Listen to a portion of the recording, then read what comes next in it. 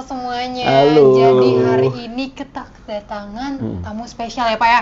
Bintang tamu spesial ada Dokter Triyono nih. Spesialis apa dok? Penyakit dalam. Penyakit dalam nih. Dalam. Ini biasanya penyakit Gen Z ya Pak ya. Oh, Saya Gen Z? iya betul. Kenapa? Kok bisa gitu? Asam lambung, stres gitu Oh iya, Pak. gerak, Itu gerak, betul. iya. Boleh mungkin Oke. dokter perkenalkan diri dulu. Ini dari IMC. Iya Yes. dari MC.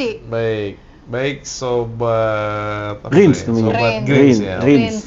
Sobat Greens, saya dengan Greens. Rins. Oh, Rins. Iya, Rins. Sobat Rins ya. Ya. Sobat Rins, halo. Saya dengan Dokter Triyono. Here's my promise, I will rise and shine. Hai teman-teman, selamat datang di YouTube channel Ruby Herman. Sebelum kita nonton, jangan lupa untuk subscribe ya, karena subscribe itu gratis. Yuk kita nonton sama-sama. MKPD SPPD Finasim. Saya berpraktek di Rumah Sakit IMC Tangerang di hari Selasa, Kamis, dan Sabtu. Kali ini saya diundang sama teman-teman dari Rins untuk menyampaikan beberapa hal tentang GERD ya pembahasannya. Good. Baik, nanti bisa kalian simak. Check it out. Oke. Oke. Nah, Gia, kenapa kamu suka GERD itu? Betul dok, Nah, gimana? saya Gia? semangat banget nih setelah mendengar kita mendapatkan Iya. kesempatan buat ketemu langsung, Yes. sharing langsung nih sama dokter spesialis penyakit dalam ya. Ya. Nah jadi saya interest banget buat tanya karena memang saya I have a problem kayak asam lambung karena betul Gen Z kerja ya, Yeah. udah korporat ini bekerja. Aduh, udah ngomong lah. Mungkin teman-teman juga mungkin yang nonton video ini kayaknya udah masalah nasional deh, ini problem nasional. Jadi teman-teman mungkin boleh banget nanti disimak video ini karena menurut saya ini penting banget buat kita. Dikasih edukasi anak Gen Z ya. anak Gen Z. Anak Gen Z, Karena that's memang right. banyak mitos yang sering kita dengar juga tentang GERD ini. Ada juga yang bilang GERD menyebabkan kematian. Ada juga kadang berita ada anak di kos-kosan yang meninggal dunia tiba-tiba. Karena GERD gitu. Iya, seperti itu dok. Nah, kalau dari dokter pribadi nih dok, apa sih GERD itu sih dok? Baik, dari saya GERD, jadi dari namanya dulu ya. Iya. GERD ya. GERD itu gastroesophageal reflux disease. Artinya dia kembali lagi tuh makanannya yang harusnya masuk ke lambung, kemudian masuk ke saluran cerna yang lain, ke usus dan lain-lain. Itu dia reflux, dia naik lagi ke atas karena tekanan dari asam yang sangat tinggi gitu.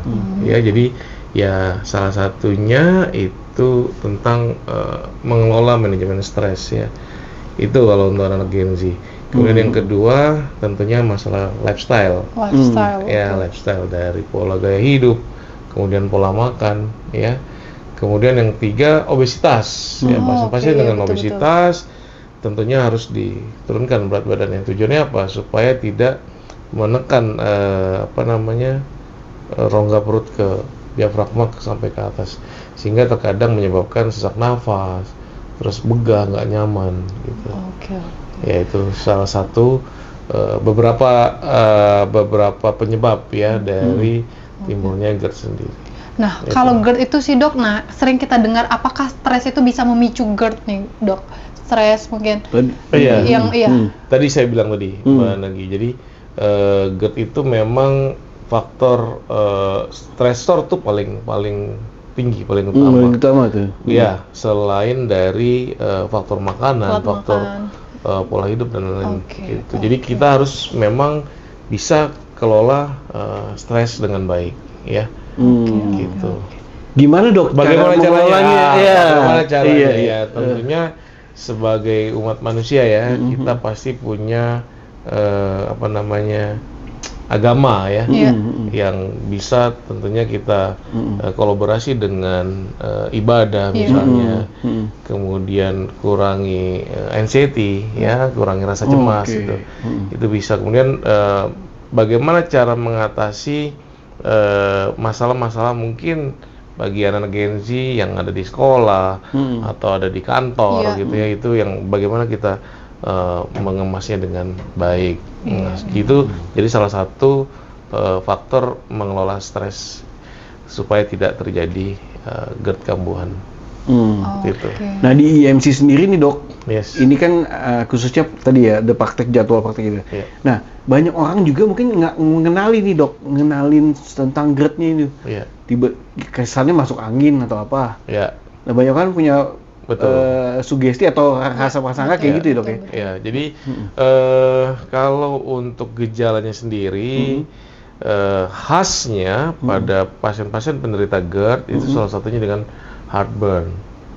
Heartburn itu rasa Deg-degan. terbakar, bukan terbakar. rasa seperti terbakar di dada. Waduh. Gitu. Kenapa? Lagi masa gitu nggak? Iya. Ada ya. Iya, betul-betul yang saya sempat bilang tadi, Betul, sesak ya. napas, susah nafas. Ya, gitu. ya. Jadi kenapa terjadi heartburn ya? Karena antara kerongkongan dengan lambung. Jadi makanan masuk lewat mulut, kemudian masuk ke kerongkongan, kemudian ke lambung. Jadi antara kerongkongan dengan lambung itu ada namanya pintu yang kita sebut dengan lower esophageal sphincter. Jadi ketika itu katupnya lemah, gitu, yang seharusnya makanan masuk tidak kembali ke atas, dia naik ke atas, gitu. Nah, kenapa itu bisa terjadi heartburn itu? Karena pH yang dimiliki sama lambung dengan yang dimiliki sama kerongkongan itu sangat berbeda. Di lambung itu 1 sampai 2 pH-nya, kemudian di kerongkongan itu 4 sampai 6. Artinya kebayang nggak kalau kita menerima asam yang sangat asam, sementara di kerongkongan itu hanya bisa menerima 3 sampai 4 pH-nya. Iya. Sementara kalau terjadi asam itu naik ke kerongkongan, itu lebih ini lagi, saya rasa lebih panas rasanya, gitu. Gitu. Langsung nyanyi, panas. Saya lebih ke aware aja sih mungkin ke depannya. Iya. Nah, yang saya mau tanyakan nih dok, tadi mungkin udah juga dibahas, tapi mungkin teman-teman di sini juga penasaran yang mungkin gak nonton secara langsung, mungkin talk show dari dokter, itu banyak banget simpang siur berita atau cerita mengenai bahwa kayak GERD itu bisa menyebabkan kematian. Nah, jadi saya sebagai yang perantau ya, di rumah sendirian mungkin ketika saya merasakan sakit itu, saya juga takut ke sana. Apakah itu benar atau enggak sih dok? Baik, jadi kalau GERD itu menyebabkan kematian itu mitos ya. Mitos, oke. Ya. Jadi kenapa mitos? Karena memang GERD sendiri tidak menyebabkan kematian. Mungkin saja dia memang punya penyakit GERD, kemudian dia punya penyakit lain. Ketika itu terjadi koinsiden. Koinsiden itu maksudnya secara berbarengan, bersamaan ya. Jadi antara dia punya sakit paru misalnya atau penyakit jantung dengan GERD itu terjadi berbarengan. Namun yang khasnya saat itu kesannya kayak masalahnya di lambung nih. Jadi lambung aja yang disalahin ya. Betul. Padahal mungkin dia bisa koinsiden dengan penyakit lain. Seperti itu. Jadi berbicara tentang IMC dan dokter nih dok. Nah mungkin dokter sudah lama juga kerja di IMC ini ya, praktek di sana. Nah apa mungkin pengalaman dokter mungkin menemui pasien yang paling berkesan menurut dokter? Ya kalau untuk pasien GERD sendiri yang pernah saya tangani di IMC ya. Itu memang anak Gen Z yang memang begitu saya kelola lagi untuk anamnesa, untuk kita gali lagi pertanyaan-pertanyaan ke pasiennya itu, memang masalah terbesarnya yaitu tadi pengelolaan stres yang tidak baik. Jadi artinya selain pola makan, kemudian selain makan makanan yang memang menyebabkan salah satu trigger dari GERD sendiri, memancing untuk itu, memang harus pengelolaan stres tuh yang paling, manajemen stres yang harus kita kelola paling baik. Seperti itu. Kenapa? Karena si anak Gen Z kemarin pasien saya itu saya tanya, ya masalah di kantor lah, rupanya sama masalah pacar. Pacarnya. Jadi dia tidak bisa mengemas stres itu dengan baik. Tapi ada solusinya dok di IMC ini loh. Pasti ada solusinya lah. Kita bahas solusinya nih dok. Baik. Solusinya itu teman-teman nanti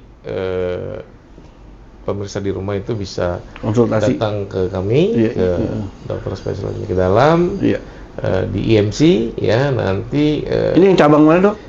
Cabang Tangerang.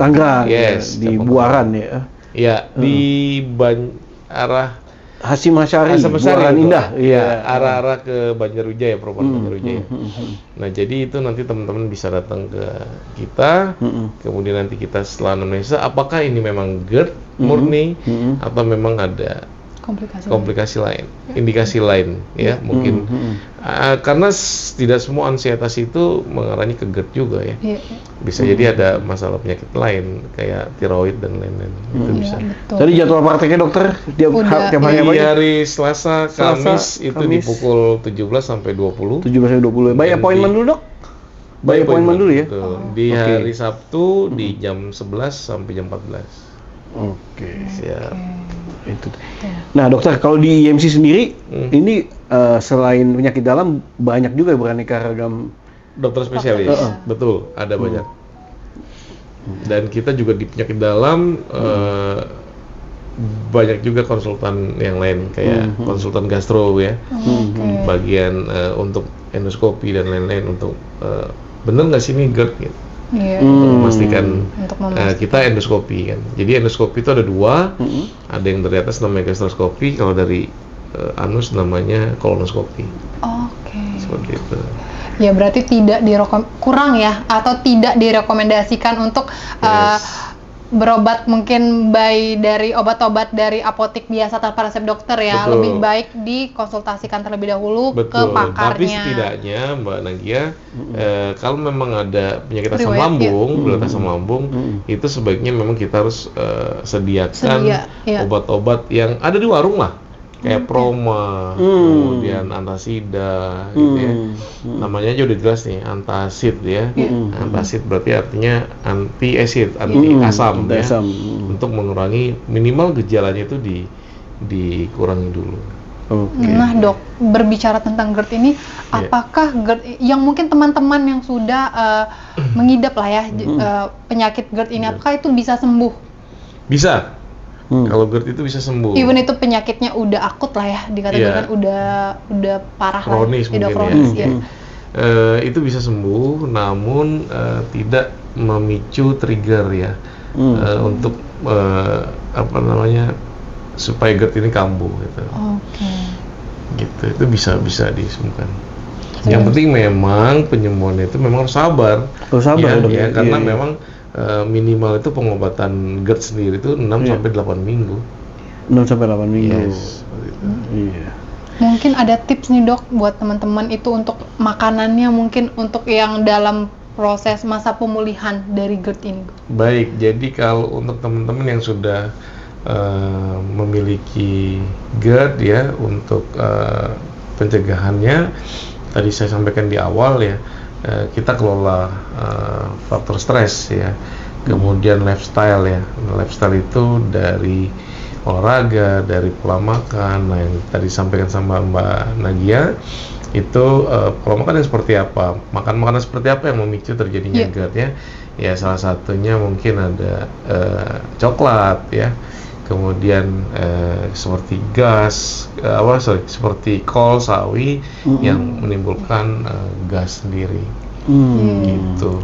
Nah jadi memang itu harus benar-benar dievaluasi lagi tuh. Nah sama teman-teman yang suka makan daging misalnya, kunyahlah daging banyak mungkin. Iya, sebanyak mungkin, sehalus mungkin untuk mudah dicerna di lambung. Ya, karena memang untuk daging sendiri itu susah ya, sangat sulit dicerna itu. Kecuali memang sangat halus kita kunyahnya itu bisa. Karena Gen Z sekarang ya kalau misalnya galau-galau, stres itu obatnya coklat dok, kayak manis-manis, something sweet. Jadi mungkin itulah salah satu pemicunya yang menjadi tambah parah. Udah begadang, nangis-nangis tuh makan coklat. Biasanya kayak gitu. Biar soda-soda. Iya betul. Gitu kan. Terus kemudian alkohol ya. Karena makan makanan yang mengandung fruktosa tentunya bisa memicu ya, memicu gitu. Oh, Gitu. mantep. Kita banyak informasi, Dok. Yes. By the way, ini juga di Safari Bazaar nih ada kegiatan dari IMC juga ya, Dok ya. Tadi ada donor darah ya, Dok. Ada donor darah, ada pemeriksaan gula darah gratis, ya. Ada pemeriksaan tensi darah gratis. Atensi gratis. Wah, baik nih. Semuanya gratis. Semuanya free, ya. Yes, wah, thank you so much nih, Dok, you. udah Yes, berbagi, Dok. thank you. Ya, mungkin buat Terima teman-teman nanti pengen coba cek konsultasi Iya, GERD bisa datang ke IMC. Boleh. Yes. Nanti bisa ketemu Dokter Iya, Triyono nih. jadwalnya Yes. tadi mungkin udah Iya. disebutkan Di oleh Selasa, Dr. Kamis, Triyono. sama Sabtu, Sabtu, ya? iya. Ya. Selasa. Pak Ruby langsung hafal tuh, langsung hafal. Apakah Iya. habis ini bakal ini konsultasi? Saya mau rekomen teman. Oh, rekomendasi. Yang Saya? gengsi. Oh, saya, Bukan, saya. kamu udah ketahu. Oh iya.